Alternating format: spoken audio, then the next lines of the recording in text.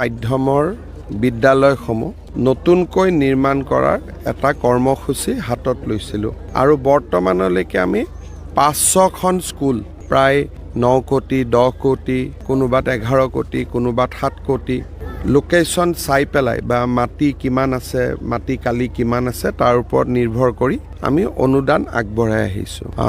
এই অঞ্চলত চাংচাৰীত দুখনকৈ স্কুল 500খন স্কুলৰ ভিতৰত চাংচাৰীত দুখন স্কুল আছে আৰু এই দুখন স্কুলৰ নিৰ্মাণ কাৰ্যও খুব দ্ৰুত গতিত আগবাঢ়িছে।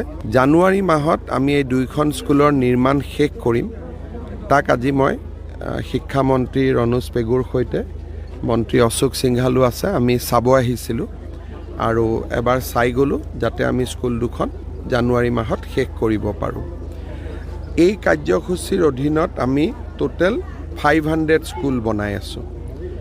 আপোনালোকে অনুমান কৰিব পাৰে যে 8 কোটি টকাকৈ যদি 500খন স্কুলত দিয়া হয় তাৰমানে এইটো 4,000 কোটি টকা আৰু ই অসমীয়া মাধ্যমৰ বিদ্যালয়সমূহক ইংৰাজী মাধ্যমৰ বা বিশেষকৈ ছেইণ্ট মেৰিজ ডন বস্কোৰ দৰে সমান ইনফ্ৰাষ্ট্ৰাকচাৰ দিবৰ বাবে গৈ আছে। মই ভাবোঁ যে এই ধৰণৰ সুবিধা পালে আমাৰ বিদ্যায়তনিক পৰিৱেশো বহুখিনি উন্নত হ'ব।